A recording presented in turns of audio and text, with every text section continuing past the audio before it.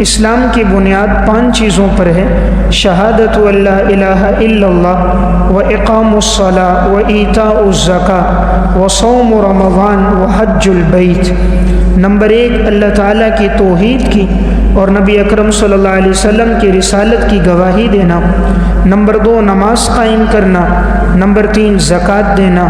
Number 4 رمضان کے روزے رکھنا، اور نمبر 5 بیت اللہ کا حج کرنا۔ رسول اللہ صلی اللہ علیہ وسلم نے فرمایا روزہ رکھنا بمنزل ڈھال کے ہے۔ آپ نے فرمایا الصیام جنۃ، روزہ ڈھال کی طرح ہے۔ آپ نے روزے کو ڈھال سے تشبیہ دی، جس طرح ڈھال انسان کو گناہوں سے اور ڈھال انسان کو تلوار کے وار سے اور نیزے کے وار سے محفوظ رکھتی ہے، اسی طرح روزہ انسان کو گناہوں سے محفوظ رکھتا ہے۔ رسول اللہ صلی اللہ علیہ وسلم نے ارشاد فرمایا الصیام جنۃ وحصن حصین من النار، روزہ تو ڈھال ہے اور یہ آگ سے محفوظ قلعہ ہے۔ جس طرح انسان قلعے میں چلا جائے تو وہ تلوار کی وار سے، نیزوں کے وار سے، پتھروں کے وار سے محفوظ ہو جاتا ہے، اسی طرح جو آدمی روزہ رکھنے والا ہے وہ جہنم سے محفوظ ہو جاتا ہے۔ تو اس لیے انسان اہتمام کرے۔ رمضان المبارک کے فرض روزوں کا رکھنا تو ضروری ہے ہی، ان کے علاوہ بھی ہر ہفتے میں پیر اور جمعرات کے دن روزہ رکھنا، اسی طرح ہر مہینے میں 3 روزے رکھنا ایام 20 کے، اور اسی طرح ذی الحجہ کے مہینے میں 10 دنوں میں روزے رکھنا، خاص طور پہ یوم عرفہ میں، اور اسی طرح محرم الحرام میں عاشورہ کے دن روزے رکھنا، اور اسی طرح شوال کے 6 روزے رکھنا۔ یہ وہ مسنون روزے ہیں جن کا اجر و ثواب بہت زیادہ ہے۔ اللہ رب العزت روزے پر انسان کو کیا عطا فرماتا ہے؟ رسول اللہ صلی اللہ علیہ وسلم نے ارشاد فرمایا کل عمل ابن آدم یضاعف الحسنۃ 10 امثالها الی 700 ضعف۔ ابن آدم جو بھی عمل کرتا ہے اللہ تعالیٰ اس عمل کا ثواب 10 گنا سے لے کر 700 گنا تک اس کا ثواب بندے کو عطا فرماتا الا الصوم، سوائے روزے کے، کہ اللہ رب العزت فرماتے ہیں فَإِنَّهُ لِي، روزہ میرے بندے نے میرے لیے رکھا، وَأَنَا أَجْزِي بِهِ، اور میں ہی اس کا بدلہ دوں گا۔ يَدَعُ طَعَامَهُ وَشَهْوَتَهُ مِنْ أَجْلِ، اس نے اپنے کھانے پینے کو اور خواہشات کو میری وجہ سے ترک کیا۔ لِلصَّائِمِ فَرْحَتان، روزے دار کے لیے تو 2 خوشی کے موقع ہیں۔ فرحۃ عند فطرہ، نمبر 1 افطاری کے وقت یہ خوش ہوتا ہے، وفرحۃ عند لقاء ربہ، نمبر 2 جب یہ قیامت کے دن اللہ رب العزت سے ملے گا، اللہ جب اسے بدلہ دے گا اس وقت خوش ہوگا۔ لخلوف فم الصائم اطیب عند اللہ من ریح المسک، روزے دار کے منہ کی مہک اللہ کے ہاں مشک اور عنبر کی خوشبو سے زیادہ پاکیزہ اور معطر ہے۔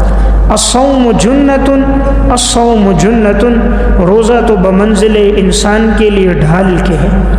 اس حدیث میں رسول اللہ صلی اللہ علیہ وسلم نے فرمایا کہ اللہ رب العزت فرماتے ہیں، ایسی حدیث کو حدیث قدسی کہتے ہیں جس میں نسبت اللہ رب العزت کی طرف ہو۔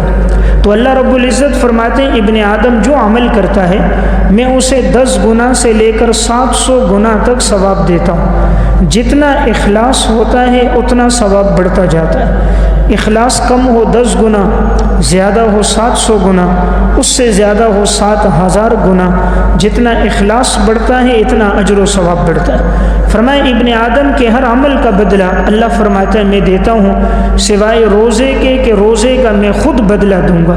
یعنی اللہ نے اپنی طرف نسبت کی کہ بندہ یہ میرے لیے رکھتا ہے اس لیے میں خود اس کا بدلہ دوں گا۔ اور فرمایا کہ روزے دار کے لیے 2 خوشی کے موقع ہیں۔ ایک خوشی کا موقع جب وہ افطاری کرتا ہے، ہر مسلمان جب دسترخوان پہ بیٹھا ہوتا ہے، افطاری کا وقت ہوتا ہے، اسے بڑی خوشی ہوتی ہے کہ الحمدللہ میں نے روزہ صبح سے شام تک رکھا، اللہ کی رضا کے لیے رکھا تمام پھل فروٹ پانی موجود ہے، لیکن وقت کا انتظار کر رہا ہے۔ جب تک وقت نہیں آتا اس کا ہاتھ ان چیزوں کی طرف نہیں بڑھتا، صرف اللہ کے حکم کی وجہ سے رکا ہوا ہے۔ اللہ کو یہ بہت پسند ہے کہ میرا بندہ محتاج بھی ہے، ضرورت مند بھی ہے، بھوک بھی لگی ہے، پیاس کی بھی شدت ہے، میرے حکم کی وجہ سے رکا ہوا ہے۔ کہا نمبر 2، انسان اس وقت خوش ہوگا جب اللہ اس عمل کا بدلہ اس کو دے گا۔ قیامت کے دن جب اللہ سے ملاقات ہوگی، رب العالمین جب روزے کا بدلہ دے گا تو روزہ دار بڑا خوش ہوگا۔ اس لیے اصل عید ان کی ہوتی ہے جنہوں نے روزے رکھے ہوتے ہیں۔ جنہوں نے روزے نہیں رکھے، تراویح نہیں پڑھی ہوتی، عبادت نہیں کی ہوتی، عید کے دن ان کا ضمیر ان کو ملامت کرتا ہے کہ تو بھلا کیسے مسجد آیا، کیسے لوگوں سے گلے مل رہا ہے، کیسے عید مبارک کہہ رہا ہے، رمضان المبارک کہہ رہا ہے، تو نے تو روزے نہ رکھے، راتوں میں قیام نہ کیا، تو نے عبادت اور تلاوت نہ کی۔ مسلمان کا ضمیر اس کو ملامت کرتا ہے۔ آپ صلی اللہ علیہ وسلم نے فرمایا روزے دار کے منہ کی مہک اللہ کو مشک اور عنبر سے زیادہ پسند ہے۔ انسان جب روزہ رکھتا ہے تو معدے سے ایک بو اٹھتی ہے، چونکہ یہ صرف اللہ کے لیے ہے اور خوشبو بھی اللہ نے پیدا کی۔ تمام خوشبو میں مشک اور عنبر اللہ کو پسند ہے۔ روزے دار کے منہ سے نکلنے والی مہک اللہ رب العزت کے ہاں مشک اور عنبر سے زیادہ معطر ہے۔